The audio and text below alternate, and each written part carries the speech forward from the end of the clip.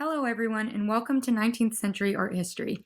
My name is Brianna Haruz, and along with my Group 3 partners, Megan, Kate, and Rocio, we have prepared to talk to you this week about the style of Impressionism. Appearing between the 1870s and 80s, Impressionism is an artistic style comprising of many unique characteristics, such as non-uniform brushwork, palette knife painting, built-up textures, beautiful colors, and light to capture an impression or sensation of a moment. I would like to give you a brief historical overview. Otto von Bismarck, the Prussian chancellor, provoked a political crisis in order to push France into declaring a war on his country. However, German troops that had marched to Paris expecting a victorious celebration found the Parisians unwilling to surrender to them. Regardless of Paris's resistance, their government decided to make peace with Germany, thus forcing the city to surrender. The image of the fallen Vendome column is a photograph of communards grouped together and standing behind a fallen statue of Napoleon. This figure represented a hated symbol of imperial power and was brought down by the communards led by artist Gustave Courbet. Toppling the statue was an attempt for the people to obliterate memory of Napoleon and his nephew. Our text states that in relation to knocking down these statues, the communards dreamed of eradicating imperialism and establishing a modern democratic republic instead. Photojournalism, whether by amateur or professional photographers, played a large role in thoroughly documenting the Paris Commune and its suppression. Both of these statues, the Triumph of the Republic and the Statue of Liberty, are Republican monuments associated with marking liberty in history. After taking Duluth 20 years to complete, the Triumph of the Republic statue had the support of several influential Republicans in government. This led to its very public appearance in the Paris Nation Square. This enormous statue represented the Republic in all of its details. The female figure is standing on top of a large round globe, balancing on a grandiose chariot, being pulled by two stoic lions that are following the lead of a young boy with a torch. This influential statue also symbolizes labor, justice, abundance, and peace. The Statue of Liberty on the right is a very large gift from France to commemorate the century-long friendship between the United States and France. Like the Triumph, the Statue of Liberty was placed at Liberty Island in New York Harbor, where they felt the statue would be the most noticeable from afar. Both of these striking effigies are made up of simple forms with a dramatic silhouette. Duluth's piling up of forms is comparable to several paintings by artist Peter Paul Rubens. When side by side, we can compare the Assumption of the Virgin to the Triumph of the Republic and the Statue of Liberty. What exactly is Impressionism? Impressionism can be described as the use of amusing brushwork with lively strokes, delightful colors, and whimsical light to capture an impression of a moment. Something unique to this style is the formation of textures with the use of a palette knife or built-up layers of paint. The Impressionist style began approximately between 1870 and 80. The Harrison reading for our group says, "They are Impressionists in the sense that they render not a landscape, but the sensation produced by a landscape." For a period of 10 years, the Cooperative Joint Stock Company of Artists was forming. This company was comprised of artists in painting, sculpture, engraving, and lithography. Being an artistic member had great benefits, such as the organization of free exhibitions, each member could exhibit their artwork, and the quick publication of a journal exclusively devoted to the arts. The formation of Impressionism developed within the independent exhibitions and the artists in the Cooperative Joint Stock Company. In the late 1860s, the idea of an independent exhibition arose twice.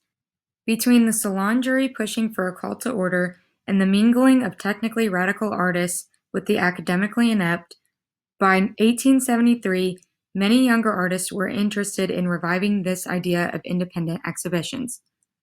Jules Antoine was an art critic and journalist who wrote about the independent exhibitions and the soon-to-be Impressionist artists. Some of the greatest artists were included in the independent exhibitions that paved the way for the up-and-coming Impressionist style. Camille Pissarro, Claude Monet, Pierre-Auguste Renoir, as well as Bertha Morisset, Alfred Sisley, and Edgar Degas. In 1873, after some news reports appeared in the press the artists officially called themselves Cooperative and Anonymous Association of Painters, Sculptors, and Engravers. This brought quite a lot of attention to the artists and the style because it was published in many Parisian art periodicals. Louis Louis was a landscape painter who exhibited his paintings in the Salon between 1835 and 61. Louis was also an occasional art critic frequenting the exhibitions. Some people associated him with having a well-known hostility towards Manet.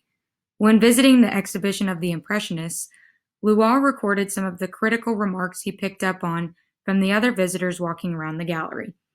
Some of these remarks included describing the artwork as a pity that the formally trained painters don't know how to draw better. The Impressionist style was also criticized for seeming like palette scrapings placed uniformly on a dirty canvas, or having the sloppiness of tone, messy composition, thin washes, or mud splashes. When taking a look at our discussion questions for this week, we can see the main topics of our interest should be modernity, realism, and impressionism. We'll be discussing these topics throughout our presentation. In the Salon of years past, the state had a major influence in the types of artwork created for the salons. Some of these types of paintings are shown above. The Salon relished in the works done by artists like David and Delacroix. However, as the 19th century rolled on, artists began to feel oppressed by the unrelenting power of the Salon. During the Third Republic, this crisis in the state-sponsored Salon would lead to the demise of the Salon in 1880. So what should the Salon be? And who should be in charge of it? Should it be an exhibition like it was initially meant to be, where the nation showed off the very best its artists could produce? Or should it be a type of marketplace where people could find work to decorate their homes? And who should select the work that was meant to be accepted into the exhibition? The answer to these questions set off a series of changes and splits in the Salon during this time period. Two of the directors of the Salon during the 1870s were Charles Blanc and Philippe Chevanner. Blanc, a champion of the old ways of doing things, wished to return to the Salon in a way that things were traditionally done. He felt that this would help to maintain the prestige of the Salon, keeping it a place where the cream of the crop was showcased.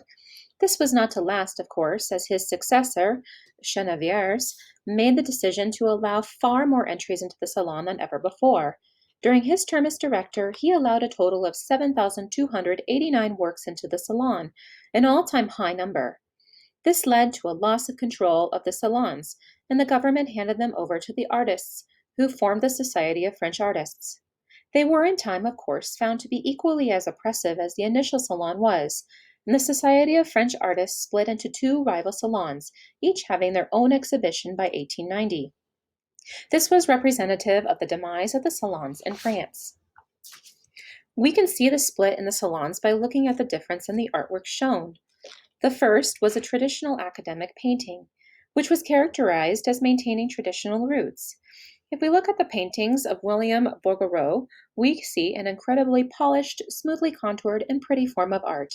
It hails from the tradition of neoclassicism with its smooth paint application. One can almost not even see the brushstrokes throughout the painting.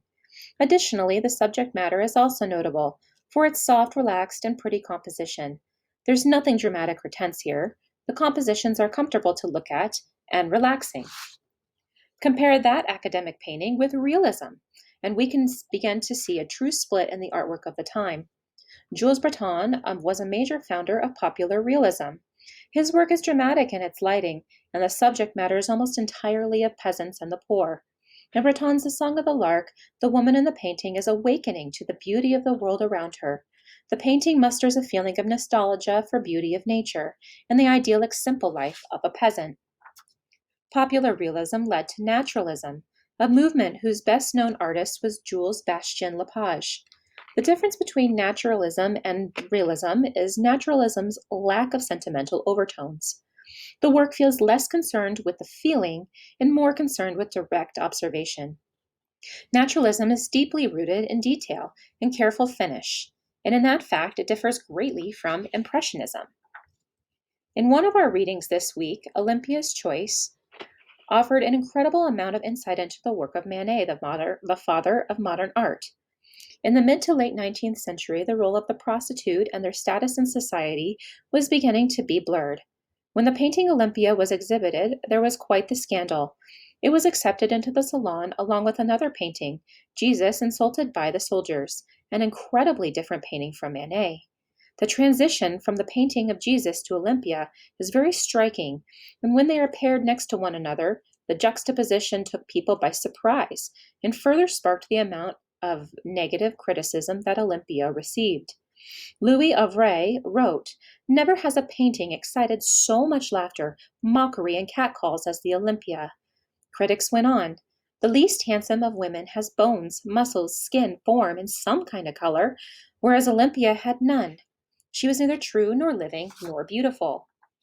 Let's take a look at the usual portrayal of the female nude. In Titian's Venus of Urbino, we see his Venus in the same pose as Manet's Olympia. But she is idealized. She is soft, contoured, and warm.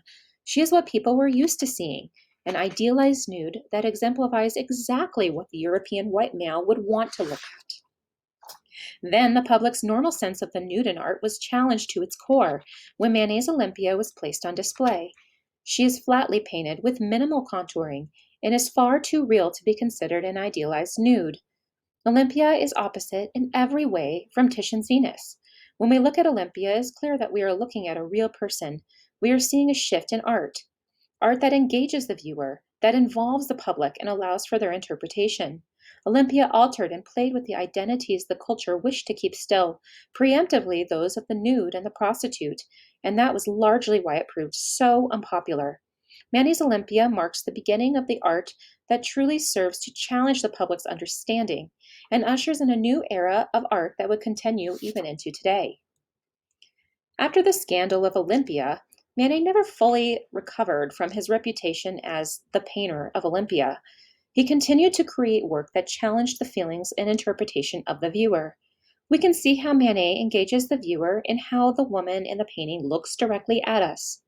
A passage from our reading states that the scene suggests one of those fleeting moments in modern life when our eyes momentarily meet those of a stranger in the crowd. Critics were at a loss as to how to deal with this picture. It wasn't blatantly offensive like Olympia, but it was so devoid of beauty, sentiment, and narrative that it was basically unintelligible. Manet has truly shaken up the world of art and paved the way for a brand new phase of art history. Enter the Impressionists. The first exhibition from the Impressionists showed 150 works from 33 artists.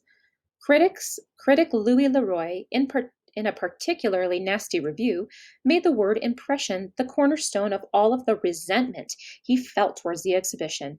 The nickname Impressionist was meant to mock the artists, an attack on proper artistic custom and respect for the masters. However, the artists took the insult and changed it to represent who they were, and the term Impressionist was born.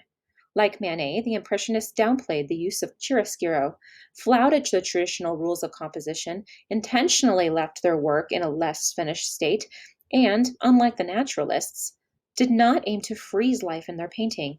Instead, they wanted to show the constantly changing part of reality. In this work by Monet, Impression Sunrise, we see the Impressionist style in its novel form, painting en plein air and capturing a single fleeting moment in time. During the middle of the 19th century, other artists contributed to the Impressionist movement. At the end of 1873, Alfred Siddeley, Camille Pissarro, Frederic Bissell, amongst other artists, helped Monet establish the Private Company of Artists. The Private Company of Artists allowed artists whose art had been previously denied by the Salon to exhibit their art in a more accepting environment. Critics were fast to categorize similar styles into one word, Impressionism. Although several of the members of the Private Company of Artists had undoubtedly similar styles in regards to brushstroke technique, various artists were attracted to capturing various scenarios. For example, Pissarro was interested in similarity to Monet in demonstrating the effect of light over periods of time and the results of color due to the variety of light and weather exposure.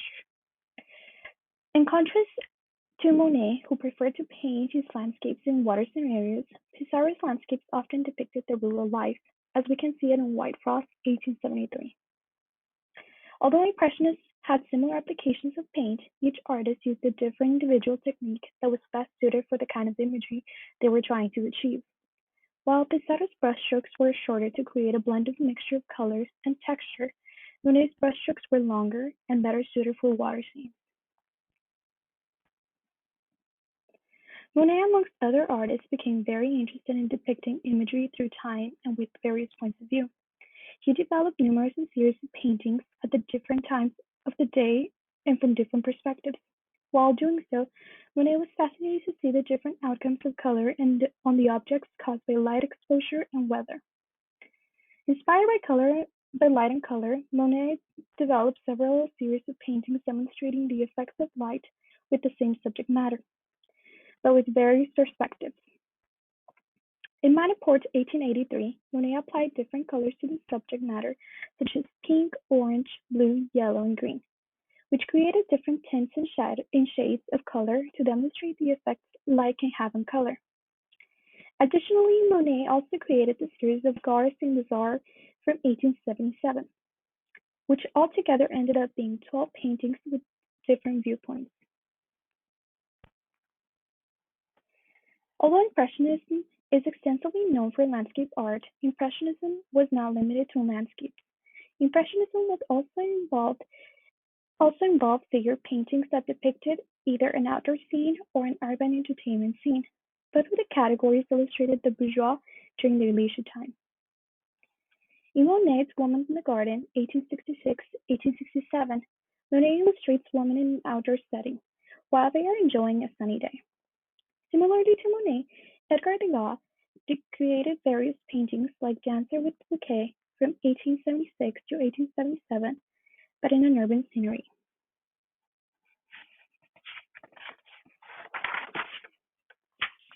In Monet's Woman in the Garden, 1866 to 1867, Monet is aware of the colors surrounding the subjects.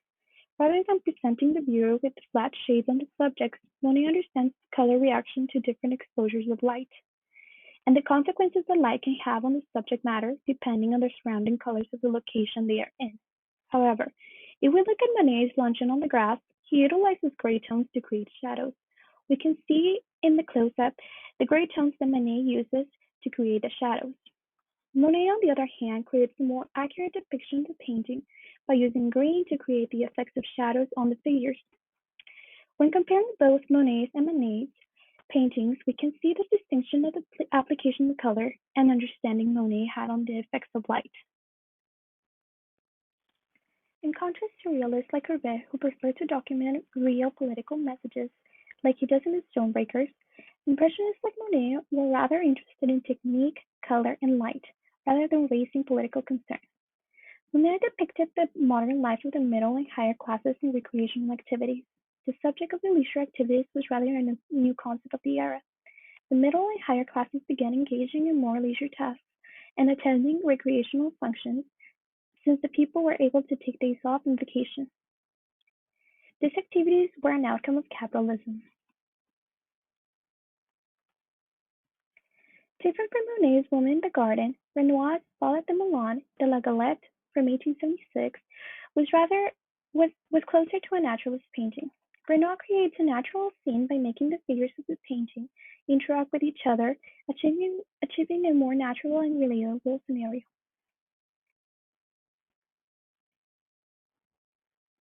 Figure painting in the urban scene. Edgar Degas, a founding member of the private company of the artists, and perhaps one of the most famous artists of the urban scene in the figure painting, did not participate in creating landscape paintings or impressionist brushstroke techniques like other fellow impressionist artists. Degas' paintings were generally depicted in an indoor scenario, and we can even argue if he was part of the impressionist movement because of his particular style and subject matter. Degas' paintings were different in the sense of perspective. While other impressionists were focused on capturing the effects of light and weather and subject matter, Degas was interested in depicting figures in an interesting perspective. For example, the dance class of 1874. If we look at this painting, we can see an interesting take in the scene. The main subject is rather washed out by different ballerinas who are not performing. The instructor is in the middle right, and there are other ballerinas in the background. The painting is rather giving an allusion to a naturalist movement and real scenarios we come across in our everyday lives. Degas was interested in depicting day-to-day scenarios rather than perfectly posed figures. Degas paintings were also rich in colors. Degas started using pastels in combination with oils and began using the technique around the 1870s. Pastels became the perfect medium for Degas since the imagery he depicted often involved the exposures of stage lights, which consequently reveal luminous colors. Pastels had the ability to create the same effect in his paintings. We can see the luminosity of garments in both Dancer with the Bouquet (1876, 1877) and Café Concert (1876, 1877). Besides color, Degas was also interested in illustrating scenes with various activities that portrayed diverse subject matters. Since Degas was fascinated with photography, he was rather focused in producing attentive work, similar natural scenarios, and the way we see life as it's happening. Although Degas was known for creating scenes that generally illustrated women, Degas was also interested in portraying various modern leisure events like horse races. In Degas in Front of the Stalls, 1866, 1867, Degas presents imagery that encompasses movement and an interesting point of view. The illustration of movements such as the one in the front of the stalls was rather rare to be created since it was a challenging task for artists to achieve.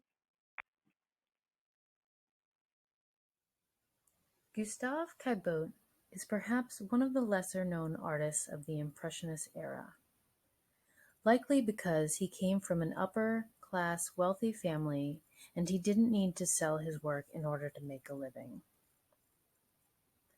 Caillebotte studied at the Académie des Beaux-Arts in 1874, and it was around this time that he befriended several other artists, including fellow Impressionist Edgar Degas. Like Degas, Caillebotte was interested in portraying modern life through glimpses of the urban street scene.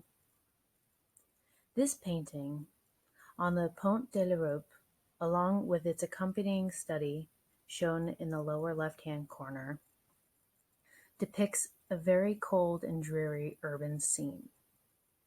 Painted with muted tones of blues, greens, and grays, the people with their darkly colored clothing and pensive gazes seem to be in contemplation, perhaps about the dreariness and uniformity of modern life. Of the Impressionists, Caillebotte's style came the closest to naturalism, which was influenced by his use of photography in preparation for his paintings.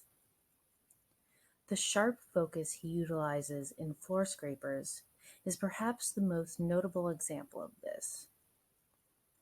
The details in this piece are much more defined and the edges of the figures are crisp, unlike his more impressionistic works.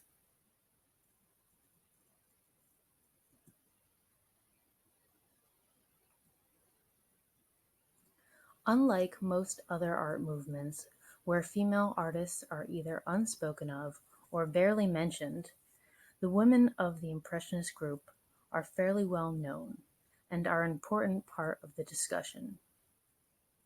Bertha Morisot and Mary Cassatt certainly held their own in this group, having produced works in quality and quantities that rivaled their male colleagues. Feminist art historian Griselda Pollock argues that the reason female artists are often left out of the conversation is because of a modernist art history that is often accepted as the only art history, which normalizes a particular and gendered set of practices. When we think about how social constructs of sexual difference structured the lives and works of Morisot and Cassatt, the answer tends to lie with the issue of space. What was considered a modern space for a man was quite different from what was considered a modern space for a woman. Most of the scenes depicted in both Morisot's and Cassatt's work are traditionally feminine spaces: dining rooms, bedrooms, drawing rooms, verandas, and gardens, places that are generally more private and domestic and held little interest to men. It is important to note that there are also places of certain class. Both Morisot and Cassatt came from wealth, which enabled them to take up painting to begin with, and the women in their paintings were usually friends or family members being shown in their natural environments, which for them were spaces of higher class. As Pollock puts it, these were spaces of bourgeois recreation. Towards the end of the Impressionist movement, in what some call the Neo-Impressionist period, a new style of painting emerged. In one of the final major Impressionist exhibits, A Sunday Afternoon à la Grande Jatte by Georges Seurat grabbed much attention. The monumental painting, which stands about 7 by 10 feet, introduced a method of painting that is most widely known as pointillism, though Seurat himself referred to it as chromoluminarism, and his follower Paul Signac called it divisionism. The way that it broke up the paint, it turned the Impressionist choppy, random brushstrokes into a systematic method. The paint is painstakingly applied to the canvas in small dots. Here's a detail just so you can see how intricate this is. By this time, Impressionism had all but come to an end. The symptomatic works of Seurat and Signac signaled what some call the crisis in Impressionism. There were some serious doubts which arose in the minds of some of the Impressionists, whether or not there was any validity in Impressionism at all. Many Impressionist artists struggled with the recurring themes in their work, and they began to experiment with different ways of applying paint and incorporating different themes and utilizing different mediums. Monet started incorporating more texture onto his surfaces. Renoir became interested in in-grace style nudes and attempted to incorporate a more modern version in his painting, Bathers. And Degas, he experimented with sculpture. This experimental period ushered in the end of Impressionism.